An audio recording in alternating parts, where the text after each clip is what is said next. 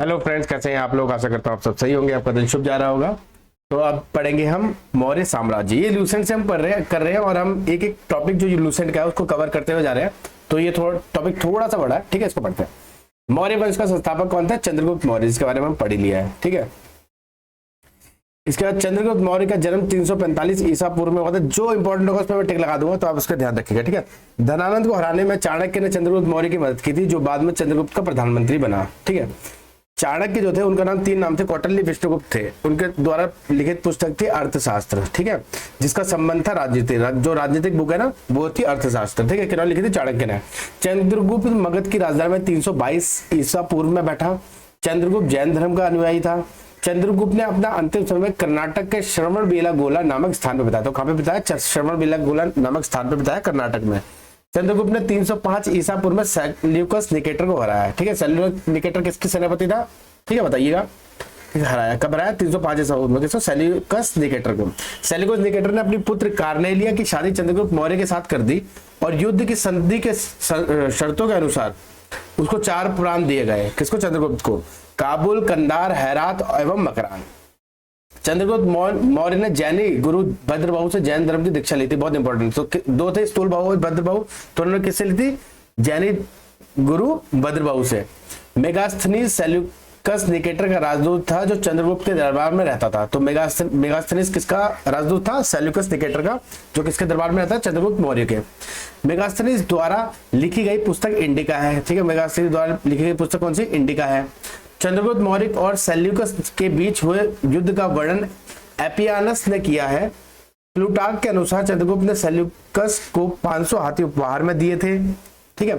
चंद्रगुप्त मौर्य की मृत्यु 298 ईसा पूर्व श्रवणबेलागोला में उपवास में हुई, ठीक है। कैसे हुई? युद्ध में नहीं हुई, उपवास के कारण हुई। कहां हुई? श्रवणबेलागोला, जो कर्नाटक में पड़ता है, ठीक है। उसके बाद उनके बाद जो गद्दी बैठे उनका नाम था बिंदुसार, ठीक है। चलिए अब देखते हैं। चंद्रगुप्त मौर्य का उत्तराधिकारी बिंदुसार हुआ, जो 298 ईसा पूर्व में मगध की राजधानी में बैठा, ठीक है। अमित्रघात के नाम से बिंदुसार को जाना जाता है। अमित्रघात का अर्थ होता है शत्रु विनाशक। बिंदुसार आजीवक संप्रदाय का अनुयायी था। किसका था? आजीवक संप्रदाय का अनुयायी था। वायु पुराण में बिंदुसार को भद्रसार या वारिसार कहा गया है। स्ट्रैबो के अनुसार सीरियन नरेश एंटीओकस ने बिंदुसार के दरबार में डाइमेगस नाम का राजदूत भेजा था। तो स्ट्रैबो के अनुसार किसने? एंटीओकस ने बिंदुसार के दरबार में कौन भेजा? डाइमेकस नामक का राजदूत भेजा था। इसे मेगास्थनीज का उत्तराधिकारी माना जाता है। जैन ग्रंथों के अनुसार बिंदुसार को सिंहसेन कहा गया है।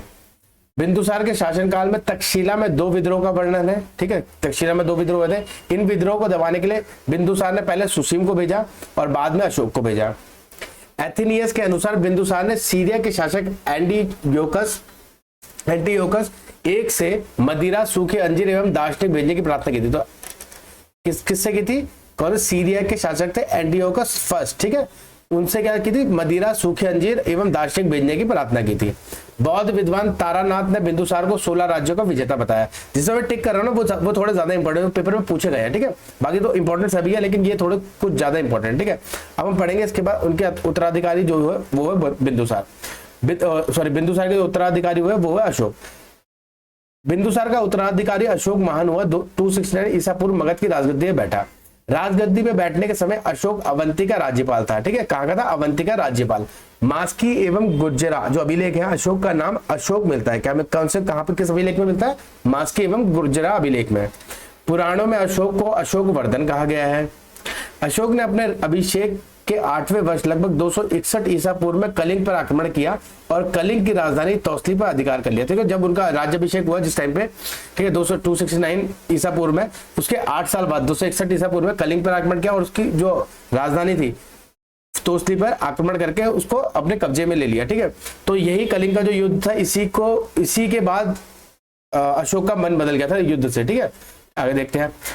प्लिनी का कथन है कि मिस्र का राजा फिलाडेल्फस जो टॉलमी द्वितीय ने पाटलिपुत्र में डियानिसियस नामक का एक राजदूत भेजा था अशोक के दरबार में। तो प्लिनी का कथन क्या है? मिस्र का जो राजा था, जो ये भेजते राजदूत वगैरह थोड़े इंपॉर्टेंट होते हैं, ठीक है। फिलाडेल्फस टॉलमी ने पाटलिपुत्र में डियानिसियस नाम का एक राजदूत भेजा था।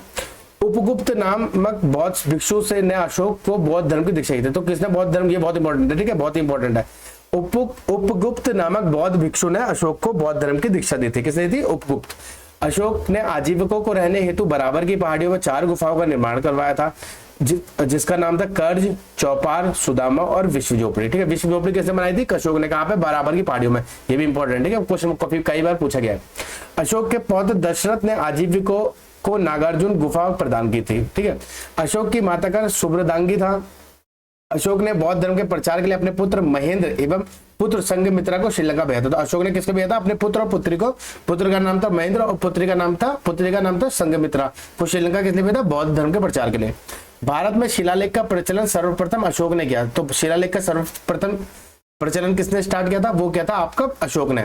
अशोक के शिलालेखों में ब्राह्मी, खरोष्टी, ग्रीक, अरमाइक लिपि का प्रयोग हुआ है। ग्रीक एवं अरमाइक लिपि कहाँ है? अफगानिस्तान से है, अभिलेख अफगानिस्तान में। और खरोष्टी लिपि के जो अभिलेख है वो उत्तर पश्चिम पाकिस्तान में है। और शेष जो है ब्राह्मी लिपि के अभिलेख शेष भारत में मिलते हैं। अशोक के अभिलेखों को 3 भागों में बांटा जा सकता है। ठीक है, एक हो गया शिलालेख, एक हो गया स्तंभलेख और एक हो गया गुहालेख। ठीक है, इनके बारे में आगे पढ़ते हैं। ये बहुत इंपॉर्टेंट है, इनको ये दो है, इनको बहुत इंपॉर्टेंट लिख लीजिए। अशोक के शिलालेख की खोज 1750 ईस्वी में पांद्रेटी फैंथेलर, ठीक है, पांद्रेटी फैंथेलर ने की थी। कब? 1750 ईस्वी में। इनकी संख्या 14 है। तो 14 शिलालेख मिले हैं अशोक के। ठीक है, सबसे पहले खोज की थी 1750 में पांद्रेटी फैंथेलर ने। ठीक है, उसके बाद अशोक के अभिलेख पढ़ने में सबसे पहली सफलता 1837 ईस्वी में जेम्स प्रिंसेप को मिली। ये यूपीएससी में भी क्वेश्चन पूछा गया एक बार। ठीक है, अशोक के अभिलेख पढ़ने में सबसे पहले सफलता किसे मिली? 1837 में जेम्स प्रिंसेप को। ठीक है, चलिए आगे देखते हैं। अशोक के शिलालेखों के बारे में देखते हैं एक बार। अशोक के प्रमुख शिलालेख और उनमें क्या क्या लिखा है। ठीक है, तो अशोक के जो प्रथम शिलालेख है, पहला जो शिलालेख है, इसमें पशु बलि की निंदा की गई है। जो दूसरा शिलालेख है, इसमें अशोक ने मनुष्य एवं पशु दोनों को चिकित्सा व्यवस्था का उल्लेख किया है। ठीक है, दोनों की चिकित्सा व्यवस्था का उल्लेख किया, चाहे मनुष्य हो चाहे पशु हो। तीसरा जो शिलालेख है, इससे राजकीय अधिकारियों को यह आदेश दिया गया है कि वे हर 5वें वर्ष के उपरांत दौरे पर जाएं। इस शिलालेख में कुछ धार्मिक नियमों का भी उल्लेख किया गया है। ठीक है, तीसरे शिलालेख में। चौथा जो शिलालेख है, इस अभिलेख में भैरी घोष की जगह धम्म घोष की घोषणा की गई है। ठीक है, भैरी घोष की जगह धम्म घोष की घोषणा की गई है। पांचवा जो शिलालेख है, इस शिलालेख में धर्म महामात्रों की नियुक्ति के विषय में जानकारी मिलती है। जो छठा शिलालेख है, इसमें आत्मनियंत्रण की शिक्षा मिलती है। ठीक है, 7वां एवं 8वां जो शिलालेख है, इसमें अशोक की तीर्थ यात्राओं का उल्लेख किया गया है। ठीक है, किसे गया? अशोक की तीर्थ यात्राओं का उल्लेख किया गया है। 9वां जो शिलालेख है, इसमें सच्ची भेंट या सच्चे शिष्टाचार का उल्लेख किया गया है। क्या गया है? सच्ची भेंट या सच्चे शिष्टाचार का उल्लेख किया गया है। 10वां जो शिलालेख है, इसमें अशोक ने आदेश दिया है कि राजा तथा उच्च अधिकारी हमेशा प्रजा के हित में सोचे। 10वां शिलालेख है। अब हम ये भी पढ़ेंगे ये शिलालेख कहाँ का मिले। ठीक है, अगर आगे जो होगा सब उसको कवर किया जाएगा। 11वां जो शिलालेख है, इसमें धम्म की व्याख्या की गई है। तो 10वां और 11वां बहुत इंपॉर्टेंट। ठीक है, 12वां शिलालेख है, इसमें स्त्री महामात्रों की नियुक्ति एवं सभी प्रकार के विचारों के सम्मान की बात कही गई है। ठीक है, सारे सम्मान, सबका सम्मान करना चाहिए, उसकी बात की गई है। 13वां जो शिलालेख है, इसमें कलिंग युद्ध का वर्णन किया गया है एवं अशोक का हृदय परिवर्तन की बात कही गई है। इसी में पड़ोसी राजाओं का वर्णन है। तो 13वां शिलालेख किसने? कलिंग युद्ध के बारे में, जिसके बाद अशोक का हृदय परिवर्तन हो गया था। 14 शिलालेख है, अशोक ने जनता को धार्मिक जीवन बिताने के लिए प्रेरित किया। तो 14वां शिलालेख पूछा जाए तो किससे रिलेटेड है? अशोक ने जनता को धार्मिक जीवन बिताने के लिए प्रेरित किया था। ठीक है, अशोक के स्तंभ लेखों की संख्या 7 है, जो केवल ब्राह्मी लिपि में लिखी गई है। यह 6 अलग अलग स्थानों पर प्राप्त हुई है। ठीक है, जो स्तंभ लेख मिले वो 7 है, संख्या 7 है, उसमें केवल ब्राह्मी लिपि में लिखी गया और 6 अलग अलग स्थानों में प्राप्त हुआ है। ठीक है, वो देखते हैं स्थान कौन कौन से है। प्रयाग स्तंभ में क्या मिला है लेख में? यह पहले कौशाम्बी में स्थित था। ठीक है, इस स्तंभ को लेख को अकबर ने इलाहाबाद के किले में स्थापित किया। तो इस स्तंभ के लेख को अकबर ने इलाहाबाद के किले में स्थापित कराया। ठीक है, प्रयाग स्तंभ लेख। फिर दिल्ली टोपरा, यह स्तंभ लेख फिरोज शाह तुगलक के द्वारा टोपरा में दिल्ली लाया गया। तो ये बहुत इंपॉर्टेंट है, इनको याद कर लीजिएगा। ठीक है, और इनको नोट कर लीजिएगा। एक है दिल्ली मेरठ, पहले मेरठ में स्थित यह स्तंभ फिरोज शाह द्वारा दिल्ली लाया गया है। ठीक है, ये भी दिल्ली मेरठ वाला। रामपुरबा, यह स्तंभ लेख चंपारण बिहार में स्थित है। इसकी खोज 1872 ईस्वी में कार्यलायल ने की थी। किसने की थी? कार्यलायल ने की थी। ठीक है, रामपुरबा। लौरिया अरेराज चंपारण बिहार में है और लौरिया नंदनगढ़ चंपारण बिहार में स्तंभ है, पर एक मोर का चित्र बना है। ठीक है, 6 है और क्या है, मतलब इस 6 ब्राह्मी लिपि में मिले हुए, ठीक है, और ये 6 अलग अलग स्थानों में यहाँ पे मिले हुए, ठीक है। चलिए आगे देखते हैं। कौशाम्बी अभिलेख में रानी का अभिलेख कहा जाता है। कौशाम्बी जो अभिलेख है उसको रानी का अभिलेख कहा जाता है। अशोक का सबसे छोटा स्तंभ, ये बहुत इंपॉर्टेंट है, रुम्मीदेई, इसी में लुम्बिनी के धम्म यात्रा के दौरान अशोक द्वारा भू राज्य की दर घटा देने की घोषणा की गई थी। तो ये क्या है, सबसे छोटा कौन सा स्तंभ, रुम्मीदेई, ठीक है, ये बहुत इंपॉर्टेंट है। इसमें धम्म यात्रा के दौरान अशोक द्वारा भू राजस्व की दर घटाने की घोषणा की गई थी। अशोक का 7वां अभिलेख सबसे लंबा है, जो अशोक का 7वां अभिलेख है ना वो सबसे लंबा है। सबसे छोटा कौन सा है, रुम्मीदेई का। प्रथम पृथक शिलालेख में यह घोषणा की सभी मनुष्य मेरे बच्चे हैं, ठीक है, किसने किया, प्रथम पृथक शिलालेख में। अशोक का शारकुना कंदहार अभिलेख ग्रीक एवं आर्मेयिक भाषा से प्राप्त हुआ है, ठीक है। अशोक का जो शारकुना है ना कंदहार में जो मिला उसमें ग्रीक एक आर्मेयिक भाषा मिली है।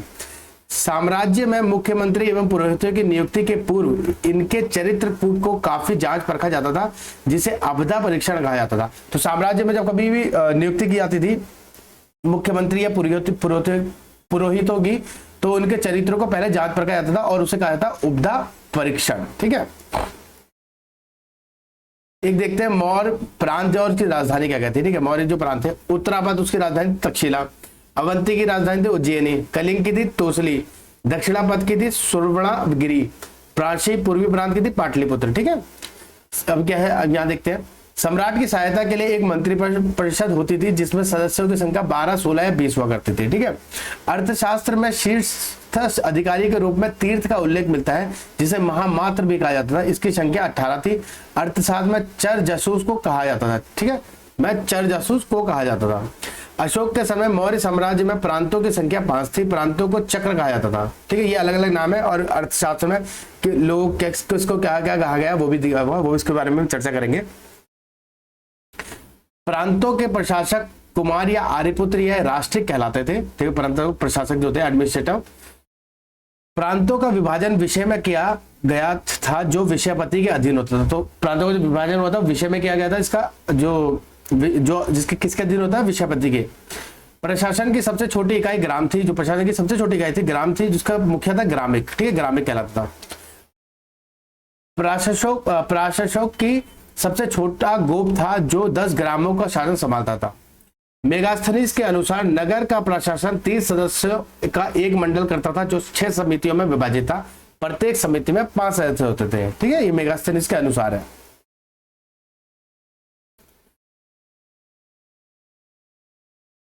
अब हम थोड़ा इसको कवर कर लेते हैं, ठीक है। ये था अर्थशास्त्र में वर्णित तीर्थ। अब देखते हैं मंत्री क्या होता है, प्रधानमंत्री। पुरोहित क्या करता है, धर्म एवं दान विभाग का प्रधान। सेनापति क्या था, सैन्य विभाग का प्रधान।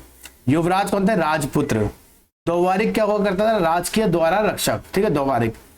अंतर्वेदिक क्या हुआ करता, अंतःपुर का अध्यक्ष, ठीक है। समाहर्ता आय का संग्रह करता। सन्निधाता राजकीय कोष का अध्यक्ष। प्रशासता कारागार का अध्यक्ष। प्रदेष्ठी कमिश्नर। पौर नगर का कोतवाल। व्यवहारिक प्रमुख न्यायाधीश।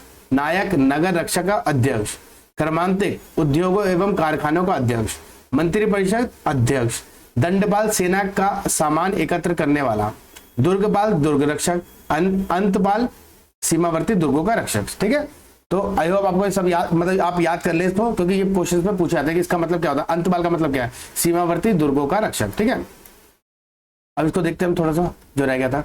बिक्री कर के रूप में मूल्य का 10वां भाग वसूला जाता था। तो बिक्री करके मूल्य में टैक्स, उस प्राइम में टैक्स लगा करता था, 10वां भाग वसूला जाता था। इसे बचाने वाले को मृत्युदंड दिया जाता था। मेगास्थनीज के अनुसार एग्रोनोमाई मार्ग निर्माण अधिकारी था, ठीक है। जस्टिन के अनुसार चंद्रगुप्त मौर्य की सेना में लगभग 50,000 अश्वरोही सैनिक, 9,000 हाथी एवं 8,000 रथ थे, ठीक है, जस्टिन के अनुसार। प्लूटार्क या जस्टिन के अनुसार चंद्रगुप्त ने नंदों की पैदल सेना से 3 गुनी अधिक संख्या में अर्थात 60,000 आदमियों को लेकर संपूर्ण उत्तर भारत को रौंद डाला था, ठीक है। युद्ध क्षेत्र में सेना का नेतृत्व करने वाला अधिकारी नायक कहलाता था। सैन्य विभाग का सबसे बड़ा अधिकारी सेनापति होता था। मेगास्थनीज के अनुसार मौर्य सेना का रख रखाव 5 सदस्य 6 समितियां करती थी। 5 सदस्य 6 समितियां करती थी। मौर्य प्रशासन में गुप्तचर विभाग महामात्य सर्प नामक अमात्य के अधीन था, ठीक है। मौर्य प्रशासन में उस टाइम में गुप्तचर हुआ करते, जासूस।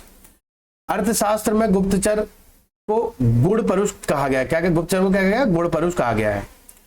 तथा एक ही स्थान पर रहकर कार्य करने वाले गुप्तचर को संस्था कहा जाता है। ठीक है, अब एक स्थान पर कार्य करता है उसे कहा जाता है संस्था, और जो अलग अलग जाके जासूसी करता है उसको कहा जाता है गूढ़ पुरुष। ठीक है, एक स्थान से दूसरे स्थान पर भ्रमण करने वाले कार्य करने वाले गुप्तचर को संचार कहा जाता था।